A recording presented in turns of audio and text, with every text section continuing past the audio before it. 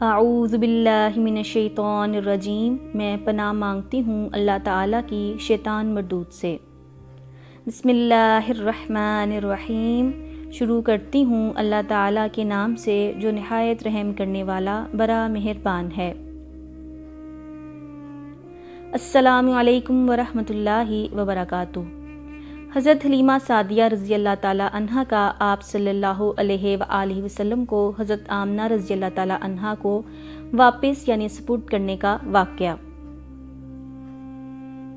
بقیہ حصہ۔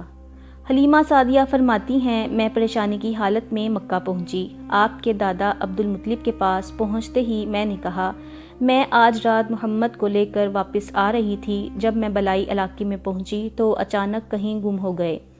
اب خدا کی قسم میں نہیں جانتی وہ کہاں ہیں۔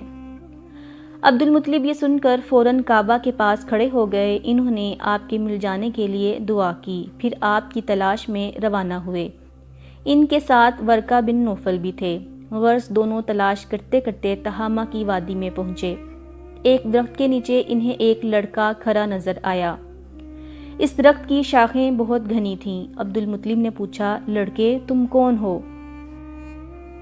حضور صلی اللہ علیہ وآلہ وسلم چونکہ اس وقت تک قد نکال چکے تھے، اس لیے عبد المطلب پہچان نہ سکے۔ جواب میں آپ صلی اللہ علیہ وآلہ وسلم نے فرمایا، میں محمد بن عبداللہ بن عبد المطلب ہوں۔ یہ سن کر عبد المطلب بولے، تم پر میری جان قربان، میں ہی تمہارا دادا عبد المطلب ہوں۔ پھر انہوں نے آپ صلی اللہ علیہ وآلہ وسلم کو سینے سے لگایا اور رونے لگے۔ آپ کو اپنے ساتھ لے کر واپس مکہ کی طرف روانہ ہوئے۔ گھر آ کر انہوں نے بکریاں اور گائے ذبح کیں اور مکے والوں کی دعوت کی۔ آپ صلی اللہ علیہ وآلہ وسلم کے مل جانے کے بعد حضرت حلیمہ سعدیہ رضی اللہ تعالیٰ عنہا حضرت آمنہ رضی اللہ تعالیٰ عنہا کے پاس آئیں تو انہوں نے پوچھا، حلیمہ اب آپ بچے کو کیوں لے آئی ہیں؟ آپ کی تو خواہش تھی کہ یہ ابھی آپ کے پاس اور رہیں۔ انہوں نے جواب دیا، یہ اب بڑے ہو گئے ہیں اور میں اپنی ذمہ داری پوری کر چکی ہوں۔ مجھے ڈر لگتا ہے کہ کہیں انہیں کوئی نقصان یا حادثہ نہ پیش آ جائے، لہٰذا انہیں آپ کے سپرد کرتی ہوں۔ حضرت آمنہ کو یہ جواب سن کر حیرت ہوئی، بولی، مجھے سچ سچ بتاؤ اصل بات کیا ہے؟ تب انہوں نے ساری بات بتائی۔ حلیمہ سعدیہ رضی اللہ تعالیٰ عنہا نے دراصل کئی عجیب و غریب واقعات دیکھے تھے۔ ان واقعات کی وجہ سے وہ بہت پریشان ہو گئی تھیں۔ پھر سینہ مبارک چاک کیے جانے والا واقعہ پیش آیا تو آپ صلی اللہ علیہ وآلہ وسلم کو فوری طور پر واپس کرنے پر مجبور ہوئیں۔ وہ چند واقعات حضرت حلیمہ رضی اللہ تعالیٰ عنہا اس طرح بیان کرتی ہیں، ایک مرتبہ یہودیوں کی ایک جماعت میرے پاس سے گزری۔ یہ لوگ آسمانی کتاب تورات کو ماننے کا دعویٰ کرتے تھے۔ میں نے ان سے کہا، کیا آپ لوگ میرے اس بیٹے کے بارے میں کچھ بتا سکتے ہیں؟ ساتھ ہی میں نے حضور صلی اللہ علیہ وآلہ وسلم کی پیدائش کے بارے میں انہیں تفصیلات بتائیں۔ یہودی تفصیلات سن کر آپس میں کہنے لگے، اس بچے کو قتل کر دینا چاہیے۔ یہ کہہ کر انہوں نے پوچھا، کیا یہ بچہ یتیم ہے؟ یعنی نبی پاک صلی اللہ علیہ وآلہ وسلم یتیم ہیں؟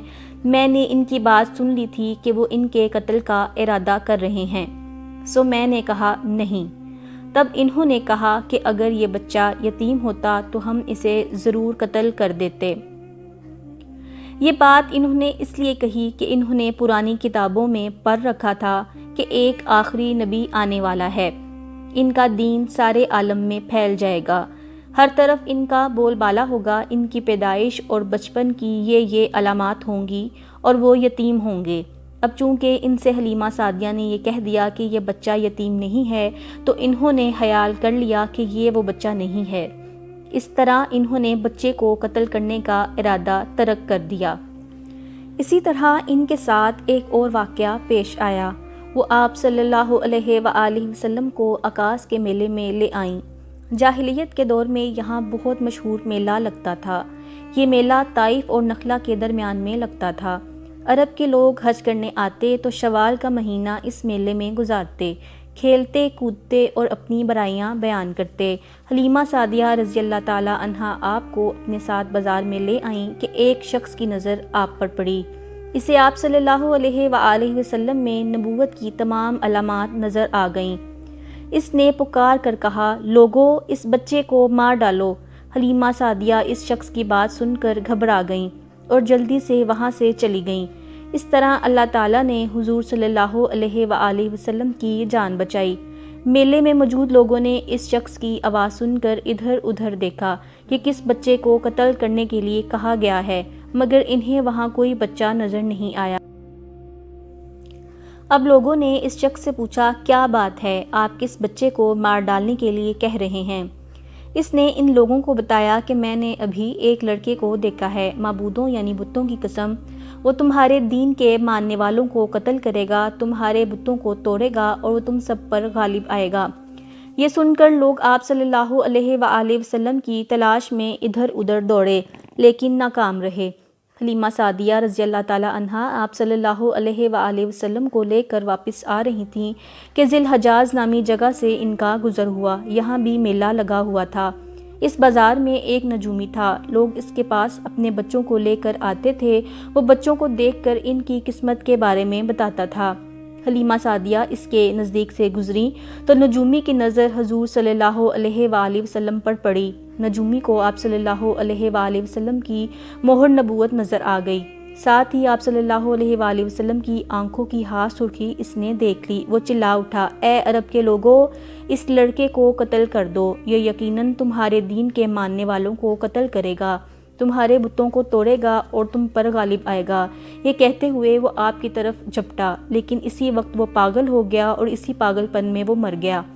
ایک اور واقعہ سیرت ابن ہشام میں ہے کہ حبشہ کے عیسائیوں کی ایک جماعت حضور صلی اللہ علیہ وآلہ وسلم کے پاس سے گزری۔ اس وقت آپ صلی اللہ علیہ وآلہ وسلم حلیمہ سعدیہ کے ساتھ تھے اور وہ آپ کو آپ کی والدہ کے حوالے کرنے جا رہی تھیں۔ ان عیسائیوں نے آپ صلی اللہ علیہ وآلہ وسلم کے مونڈھوں کے درمیان مہر نبوت کو دیکھا اور آپ صلی اللہ علیہ وآلہ وسلم کی آنکھوں کی سرخی کو بھی دیکھا۔ انہوں نے حلیمہ سعدیہ رضی اللہ تعالیٰ عنہا سے پوچھا، کیا اس بچے کی آنکھوں میں کوئی تکلیف ہے؟ انہوں نے جواب میں کہا، نہیں، کوئی تکلیف نہیں، یہ سرخی تو ان کی آنکھوں میں قدرتی ہے۔ ان عیسائیوں نے کہا، تب اس بچے کو ہمارے حوالے کر دو، ہم اسے اپنے ملک لے جائیں گے، یہ بچہ پیغمبر اور بڑی شان والا ہے، ہم اس کے بارے میں سب کچھ جانتے ہیں۔ حضرت حلیمہ سعدیہ رضی اللہ تعالیٰ عنہا یہ سنتے ہی وہاں سے جلدی سے دور چلی گئیں، یہاں تک کہ آپ صلی اللہ علیہ وآلہ وسلم کو آپ کی والدہ کے پاس پہنچا دیا۔ ان واقعات میں جو سب سے اہم واقعہ ہے وہ سینہ مبارک چاک کرنے والا تھا۔ روایات سے یہ بات ثابت ہے کہ آپ صلی اللہ علیہ وآلہ وسلم کے سینہ مبارک پر سلائی کے نشانات موجود تھے۔ اس واقعے کے بعد حلیمہ سعدیہ رضی اللہ تعالیٰ عنہا نے اور ان کے خاوند نے فیصلہ کیا کہ اب بچے کو اپنے پاس رکھنا محفوظ نہیں۔ چنانچہ حضرت حلیمہ سعدیہ رضی اللہ تعالیٰ عنہا نے آپ صلی اللہ علیہ وآلہ وسلم کو حضرت آمنہ رضی اللہ تعالیٰ عنہا کے حوالے کر دیا۔ اس وقت آپ صلی اللہ علیہ وآلہ وسلم کی عمر 4 سال تھی۔ ایک روایت یہ ملتی ہے کہ اس وقت عمر 5 سال تھی، ایک تیسری روایت کے مطابق عمر مبارک 6 سال ہو چکی تھی۔ جب حلیمہ سعدیہ رضی اللہ تعالیٰ عنہا نے آپ صلی اللہ علیہ وآلہ وسلم کو حضرت آمنہ رضی اللہ تعالیٰ عنہا کے حوالے کیا تو اس کے کچھ دنوں بعد حضرت آمنہ رضی اللہ تعالیٰ عنہا انتقال کر گئیں۔ والدہ کا سایہ بھی سر سے اٹھ گیا۔ حضرت آمنہ کی وفات مکہ اور مدینہ کے درمیان ابوا کے مقام پر ہوئی، آپ کو یہیں دفن کیا گیا۔ ہوا یہ کہ آپ صلی اللہ علیہ وآلہ وسلم کی والدہ آپ صلی اللہ علیہ وآلہ وسلم کو لے کر اپنے مکے مدینہ منورہ گئیں۔ آپ صلی اللہ علیہ وآلہ وسلم کے ساتھ ایمن بھی تھیں۔ ایمن کہتی ہیں، ایک دن مدینہ کے 2 یہودی میرے پاس آئے اور بولے، ذرا محمد کو ہمارے سامنے لاؤ، ہم انہیں دیکھنا چاہتے ہیں۔ وہ آپ صلی اللہ علیہ وآلہ وسلم کو ان کے سامنے لے آئیں۔ انہوں نے اچھی طرح ان کو دیکھا۔ پھر ایک ساتھی نے اپنے دوسرے ساتھی سے کہا، یہ اس امت کا نبی ہے اور یہ شہر ان کی ہجرت گاہ ہے، یہاں زبردست جنگ ہوگی، قیدی پکڑے جائیں گے۔ آپ صلی اللہ علیہ وآلہ وسلم کی والدہ کو یہودیوں کی اس بات کا پتہ چلا تو آپ ڈر گئیں اور آپ صلی اللہ علیہ وآلہ وسلم کو لے کر مکہ کی طرف روانہ ہوئیں، مگر راستے ہی میں ابوا کے مقام پر وفات پا گئیں۔ اگر اس ویڈیو میں کوئی غلطی یا سہو ہے تو اللہ تعالیٰ سے معافی کی طلبگار ہوں، اللہ تعالیٰ مجھے معاف فرمائے، آمین ثم آمین یا رب العالمین۔ اللہ حافظ۔